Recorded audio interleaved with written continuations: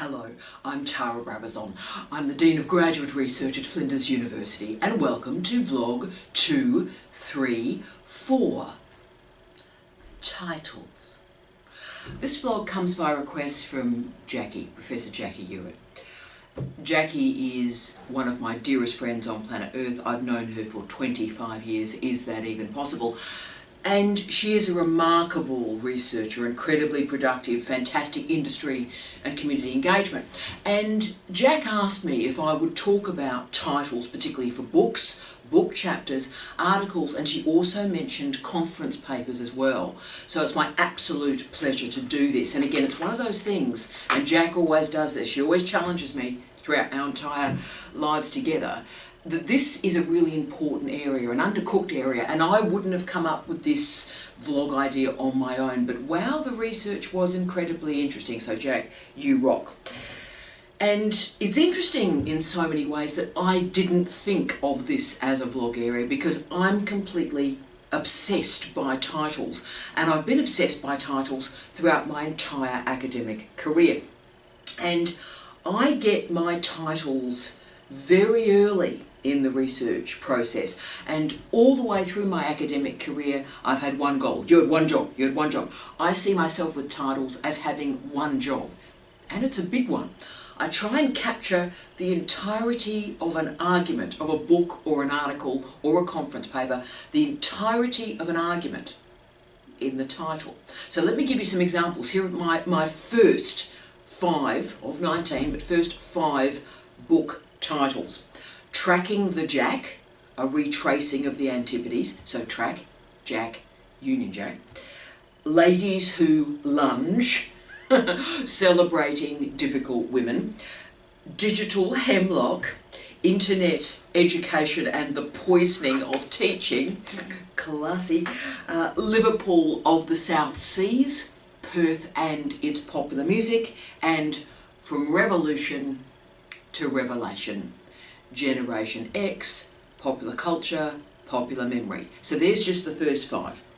And of course I'm at over 250 articles and so forth now, and a couple appeared last week, and their titles were From Bad Apples to Zombies, Walking Dead Leadership in the Contemporary University, still makes me laugh, and something I really love, Panic Learning, Off and On the COVID Campus. Now, panic learning, I'm trying to invest that as a concept and as a trope with a lot of meaning. So I've put in a title in an article with colleagues, and I'm very proud of that article, but the panic learning bit I'm going to return to again and again and again. So as you can see, these titles are not just titles, they're also an argument.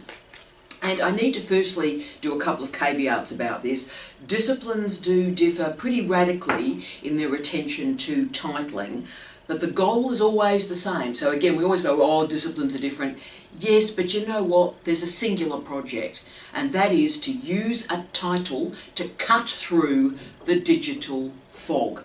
There are thousands upon thousands upon thousands upon thousands of books, book chapter, articles, conference proceedings, blogs, vlogs, etc. released every single day. So you have some jobs. Firstly, your research has to be found. Secondly, there has to be motivation enough for it to be read. And thirdly, there has to be juice and motivation enough to cite it. Now, each of those 3 variables are quite different. And let's unpick that a little bit. Think about the moment in your life, your daily life, as a researcher, when you're trying to find some stuff, some research on a topic, and you put particular terms into Google Scholar, maybe even Google, but you know your topic, you know your subject area, so you use those keywords to try and find something of interest. Okay, that's cool. But how do you differentiate between seeing something, seeing a title, and deciding to download it from the thousands of returns that you receive? Now, that space between seeing and clicking, or looking and downloading, that's not a rational space. It's a triggering space, and the trigger for that decision is, as you've guessed, titles. So we make decisions about what we're going to read at speed. So titles give us that whoosh, that rush of information, that rush of scholarship, but also it's an affective space. It gives you an emotional interest in the scholarship, and you're making an emotional decision to decide intellectually if you're going to spend 30 minutes, an hour, some days engaging with this material. Okay, so let's do this. Recognising disciplinary differences, let's talk about 10 things for you to consider when we're engaging titles. Let's do this. Number one, the point of a title is to attract an audience to your research. Now, titles have never been more important, and the reason for that statement is we live in an age of information obesity, and let's hope digital dieting, and let's hope some information literacy. But that means we have to slice up and select what we're going to read with care, because there's a lot of great stuff out there. So if our search terms are nice and tight, then we cut away a lot of intellectual nonsense. But think about how you go into Google Scholar or Springer or any search engine or database. How do you decide what you're going to click and download and read? How do you decide that? And the answer is the title. Similarly, if you're interested in citations, and this has been a lot less studied, can I say, but if you're interested in citations, or a colleague deciding to attend your conference proceedings when there's 5 parallel sessions, hundreds of gigs people could go to, why does a group of people decide I'm going to go to that particular conference session? Title. So don't aim for neutral or dull chapter titles or book titles. What I want you to do, particularly with book chapters, because that's a bit different with the disaggregation that's happening with books at the moment, you've got to aim for punch. And I mean it, punch. Your titles have got to punch out of that conference page. They've got to punch out of the contents page in a book. And that punch can exist through doing some very simple things, like selecting an unusual word in the title that can emerge from even the most pedestrian of topics. And remember, titles are one of the few things as researchers that we have complete control over. We control this. So in comparison to the research itself, the title may seem very quick or easy or banal. And that's actually not the case, because the title is crucial to impact, and it's crucial to dissemination. It is the title that allows you to find your audience. So this means, and how important is this, the meta point of the vlog today is, when you're spending all this time on your research, that's great, that's important. But what I want you to also do is spend time thinking about who the audience for that research will be. And write that down. Start to think about what disciplines engage with my research. What theoretical approaches would enjoy this? Is it transdisciplinary? Is it postdisciplinary? What nationalities or specialisms will particularly enjoy this research? Okay, that's important. Write down who the audience might be. Then work on the words that'll engage, grab that particular audience. 2. Life lesson, this one. Sharp and short is better than long and baggy. Short and sharp titles are effective. So get rid of the bagginess. And often what bagginess is extra words, okay? So the average length of a title is between 10 and 20 words. Maths titles, respect to all the wonderful mathematicians out there, maths titles are real short, the shortest of what we do. Medical titles are often the longest. Okay, so the way we create succinctness is to make sure that the title captures, like a haiku, the summary of your work. So subtitles matter a lot, because that's where you can funnel in or hone in, particularly the methodology of the work, which matters a lot in the applied social sciences. So, for example, new masculinity theories during the Vietnam War, and oral history. New masculinity, Vietnam War, oral history. So do not use acronyms in the title. Now I know we're aiming for short, but if a word is important enough to use it in full. Clarity, brevity, nouns, cut away the adjectives. 3. Now, work on drafting your title through the drafting process of the article, book, chapter, book, conference, right? Okay. So an article takes months to write often, and books take years. And what I want you to think about is move the titles through the drafting process as well. I don't do this, the literature recommends it, and this has changed my life. Okay, I dream titles. I'm one of those people. I've like a pad behind my bed and I dream titles, and you know, I've had titles for books come while I'm waiting for a train on a train platform, so I'm one of those weird people, and they often don't change. But what I've learned from this is it's cool to draft titles. Okay, you don't have to wait for like, there's the title. So what you have to do is feel comfortable putting in place a draft title. That's wicked. Then work on the rest of the paper. And this was the suggestion from the literature, and I love this. Have a title, just sort of a space for titles at the end of the article, where when you get an idea about a title, you just start to pop those interesting, quirky sentences or phrases under that title. Now, these prospective titles are useful for many things. They may end up subtitles. A bit of that might be a pithy phrase you can use in a topic sentence. Tremendous. And they may become the introduction or the conclusion. Excellent. So the questions to ask when you're moving through that drafting process and you're really honing in on the best title. So what is the purpose? What are we doing here? What's the point of this article or book? What's the purpose? What are the key questions or question that is addressed and answered by this article? 3. Who, what is being studied? Who, what, clear nouns. What methods are being used? Good citations through methods, that's why. And what are the results? We'll come back to results in a second. So answering these questions will point you very clearly to a good title. So you've got to think about, this is my research at this point of my career, so it matters. And can I also say where it gets a bit crunchy is if you are co-authoring, and in many disciplines co-authoring is the norm. Just recognise you're developing your title, you've got to bring your co-authors along with you. You know, research integrity is about everybody agreeing with what's going on.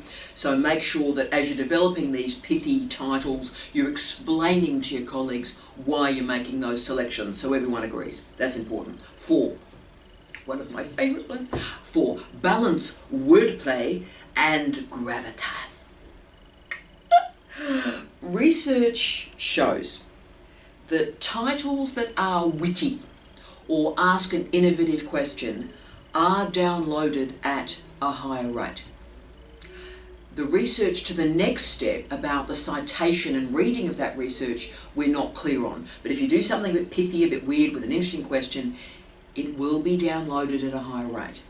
So look, those pieces will be found, whether or not they're read or they're cited, we don't know. But having said that, an article is not read and cited if it's not downloaded. So get people to download it first. The challenge we've got here is that irony, puns, and humour don't travel well between cultures. Okay, that's a problem. So if you think you're being funny, in some cultures it's not funny, and then you're in a bit of trouble. So similarly, an offensive word, yes, a bit of swearing in the title, is not actually advised. Okay, so a bit of swearing, nah, just, yeah, nah. But then having said that, every now and again, the articles and the books that do some really productive swearing in the title are downloaded and cited. So we've got to be honest with that, but you know, that's that issue. So the problem we've got is academic research is conservative. It really, really is. And part of that conservatism, even I agree with. You must not, any of us, we must not over-egg the results. We mustn't overclaim. We mustn't say, oh, look, we've done this, and look, we haven't, because that's research misconduct, okay? So this is what you're doing, and the title has got to capture that accurately. But there is a big difference, I nearly swore, there is a big difference between research misconduct and fraud and engaging, passionate and powerful presentation of ideas. Now, I giggle a lot about gravitas. I don't have a lot of gravitas. Gravitas is the way that posh people try to shame the rest of us for not having the right accent. In terms of me, epic fail, mate, bring it. But look, don't let that happen. Don't let the gravitas thing worry you too much, because it is a series of class-based assumptions about academic life in the 1960s, right? And that was a long time ago. So absolutely, show rigor, show academic and research integrity, full stop. But then show flair, passion and skill through your titles. And can I just do the obvious other thing? People go, oh, look, titles don't matter that much. Can I just make the obvious point? In a time of information obesity, a bad title can put off readers, no matter how good your research may be. The lack of a memorable title means that your research won't be found from the pack. And even if it is downloaded and saved on a hard drive, it won't be memorable enough to actually read and cite. So never let gravitas and fear get between you and a really red-hot title. Go for it. And as I said, write a series of titles and alternative titles. And commit to a title. Don't make sort of vague, general, oh, it's interesting. Make it tight, make it punchy. Think about your title from the perspective of the reader. That was the point we started with today. You can use comedy, but do be careful when you enact it. And also, please, be careful when you're using popular culture. And as most of you know, I am a popular cultural scholar. This is my business. Pop is what I do. And nothing looks worse. Nothing looks more try-hard. Nothing looks more like I'm down with the young people than using popular culture badly. I'm trying not to laugh. Let me give you an example of using popular culture badly. Okay, here we go. An amazing study of the biomedical literature in the last 10 years has confirmed the frequency of Bob Dylan lyrics in biomed articles. I couldn't make this up, okay? And this study showed results that 135 articles titled "The Times They Are A-Changing" emerged in the biomed literature, okay? Gets worse. There are 36 titles in biomed with the title "Blowing in the Wind." Biomed. I write on Bob Dylan. I called my article Digital Dylan, because that's what it was on. And by the way, when we're doing this biomed stuff and Bob Dylan lyrics, this happens in nature. So in nature, they have this incredible tendency to use Bob Dylan titles. Down with the young people, except the young people are now 75. So there are some shockers in titles. I'll just read you a couple of my favourites and try not to laugh. Wax on, wax off, pubic hair grooming and potential complications. Yeah. And my second favourite is Guess Who's Not Coming to Dinner, evaluating online restaurant reservations and disease surveillance. Now, we know these titles are just wrong in so many different ways, but having said that, when I found these titles, I did actually go and download and read the articles, and I really enjoyed them. So even the bad titles sort of work. So there you go. 5. Make sure that there is at least one keyword in the title. Huge. Now, keywords are everything. Search engine optimization is everything. Think about the words in the title that hook out. Hook out. To keep this tip really simple, just think about it in your own research life. When you go to the keyboard, what are the keywords you put into Google Scholar in your discipline, in your field? What are the hot keywords? Again, the nature of academic gravitas means why would you want to use a hot keyword? Are you kidding me? Use a hot keyword. So if your field is hot, then you go with that heat, right? I'm thinking about the legendary Jess. Jess is looking at the relationship between alcohol use and breast cancer. Hot, really hot. And if Jess doesn't use booze and breasts in a title, I don't know how fantastic Jess is. Jess is already using boobs, breast, booze in titles because she's classy. And that'll allow the research to be found and also alt metrics to increase because the media will find it. So pick a discipline. What's hot? What's hot in your discipline? Carbon economy. Wow. Education leadership. My goodness me. Cancer. Shakespeare. Dylan. Now for the humanities and the social sciences, what I really recommend, and this is really hot in the last 10 years, particularly the last 2, put a hot theorist in your title. Put a theorist in your title, they're the keywords. 6, take risks. Oh yeah.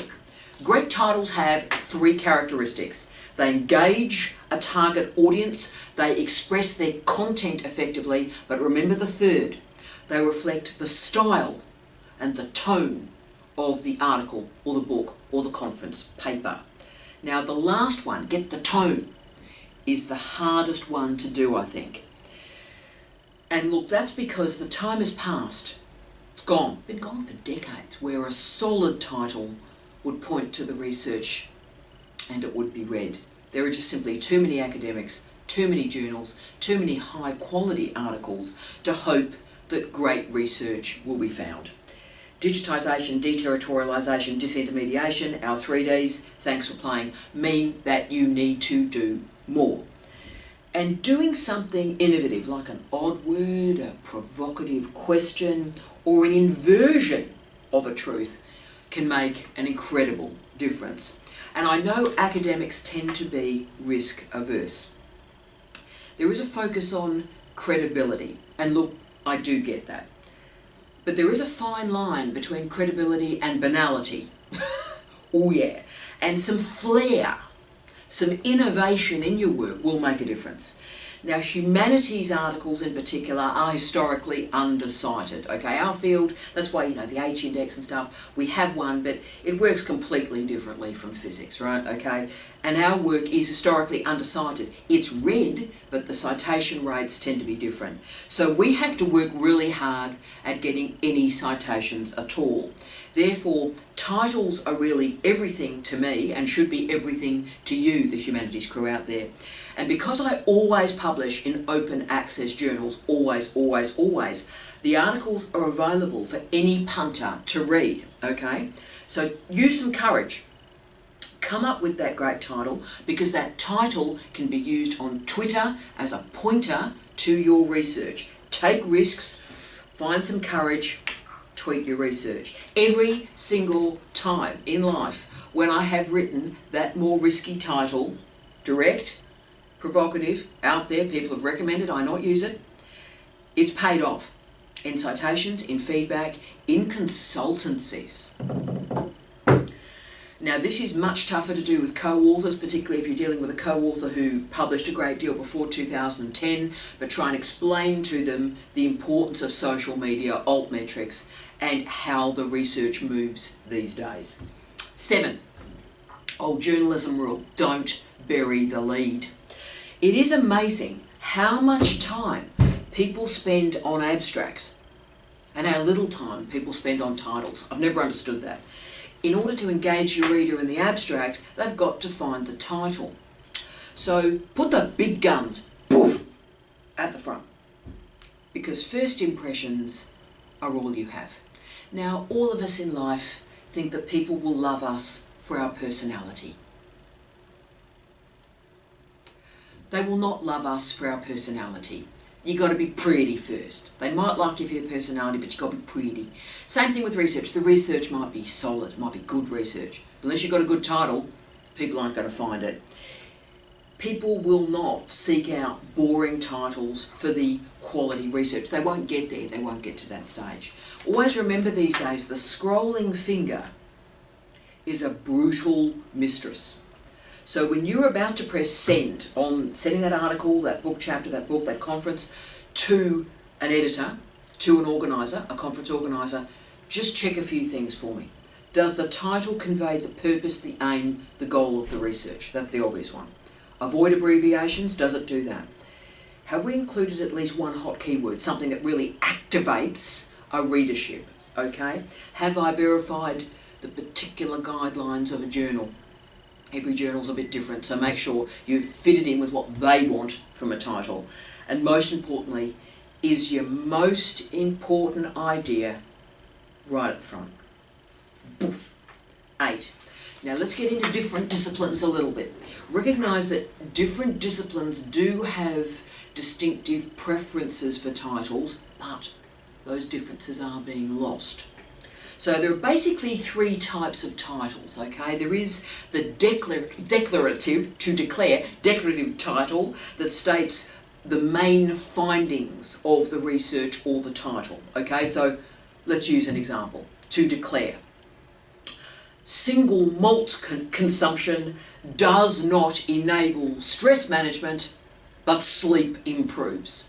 Declarative title. Okay. Descriptive title. Describes what the article's about. Doesn't reveal the conclusions. Okay. The effects of single malt consumption on stress management. Then we've got the interrogative titles. It introduces the subject in the form of a question. So, does single malt consumption enhance stress management? Question mark. Now, different disciplines do have preferences for the different types. The declarative titles are very good for emphasising the technical side of research. So methodology, ontology, very good there. Interrogative are used for literature reviews in particular, some systematic reviews, a lot of scoping reviews. Descriptive titles are the most common, they're also the most boring, but they're also the most common for journal articles. Now, different disciplines have different expectations, okay? A lot of medical journals hate the declarative title, where it states the findings. Can I say that though, when you look at some of the most highly cited articles in the history of medicine, they declare right up front what their results are, so it's a very interesting paradox, that one, but we don't like it, but when you do it, it's heavily cited. Okay, in a lot of disciplines, the big findings should be front and centre, so Hitler's bunker discovered. Is Pluto a planet again? The key strategy is a strong and pithy primary title and then the descriptive secondary title, okay? And do recognise the value of a good subtitle. A good subtitle provides context. It particularly is useful for specifying geographical limitations or parameters or temporal parameters, space and time. What's the space of this research? What's the time of this research? Good. All disciplines, though, share some real problems when we're engaging with titles, and all disciplines and all scholars do some really, really silly things with titles, okay? In STEM, we see formal and completely vacuous. In the humanities and social sciences, we see obscure and completely idiosyncratic, which is one of the reasons it's not cited. So all these errors, I think, come from academics trying to pretend that we're smarter than we are, okay? Title. Start with the content, start with the results, start with the audience. Thanks for playing. 9. Beware of titles with regional descriptors. Now, this is a challenging one for our colleagues working in regional health and regional education, which is why I wanted it here, because that's a lot of our wonderful audience. My respect to you around the world, colleagues. Now, regional descriptors rarely survive refereeing or the editorial process, okay? And there is an argument, and I disagree with this, by the way, there is an argument that journals want articles that are read widely and regional research is not read widely. Research doesn't necessarily show that, by the way, but anyway. But it confirms, certainly for journals, it's harder to find reviewers for regional topics and for refereeing to take place. And this matters, I think, a great deal in regional Australia, but also formerly colonised nations.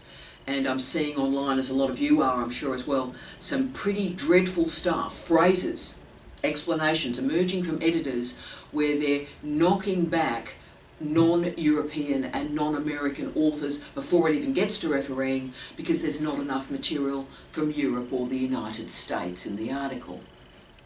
Okay, and I'll give you an example of this. I'm working on this at the moment. I'm writing another wonderful article with Sue Charlton on regional health. And I particularly configured a title that recognised regionality, but I inverted it through the subtitle because I stressed the importance of regional health for urban policymakers. See what I did there? Yeah. So if you've got that sort of specialist topic, and I want you to get that published, and we all do, make sure that the main title shows a wide impact with the specificity in the subby. Okay, 10. Crucial one. Make sure the title conveys the research significance. We have all sorts of words pumping out of research strategic plans at the moment. Impact, engagement, esteem. And of course for our PhD students, your focus must be on originality, must be. But for me, and this is perhaps because I'm so old, where age is significant, what's become important for me is significance. The significance of the research is perhaps the most important point we'll ever make. Why does this research matter today and into the future? The title, above all, should convey that significance. Now, one of my favourite articles that I read in preparation for this vlog had a great title. So it was about titles, and it had a great title. Why do academics and PhDers carefully choose useless titles for articles and chapters? So you can see how great that title is. Academics, who's the audience? Academic, PhDers, big group of readers, carefully choose useless titles. One word, useless, and you read it immediately. And it was a great article. And this article argued that there's almost seeming to be this professional obligation to be obscure, to convey as little as possible about the research. So make sure you have that moment. Have that moment when your research is completed and you go, right, that's great. Why is it significant? Why does it matter? And convey some of that in the title. We know that old cliche, don't judge a book by its cover. Don't judge research by its title. But these days we have to. We have to. Publishing houses are pumping out material at an incredible rate. We live in accelerated academy and accelerated university system. The title may be the only part of your research that the reader ever sees. So make it a good one. And remember, if the title is wrong, or bland, or pedestrian, your article will not be read. The time of the big publishing houses, like the Routledges or the Sages, dominating publishing by producing catalogues, so publishing catalogues of journals and books, those days are way over. Ooh, that looks interesting. I can't remember the last time I read a book catalogue, and I probably read 5 to 10 books a week, every week. So I'm a big buyer and I don't look at a catalogue. What we do is we search through Google Scholar. We search through Amazon. We look at the title, and in the case of the book, we look at the cover. So in many ways now, the publisher is irrelevant. The title is the hook. So care for your titles, because they are the pathway to your future readership. Thanks, Jack. I wish you love, light, and peace. Tea out.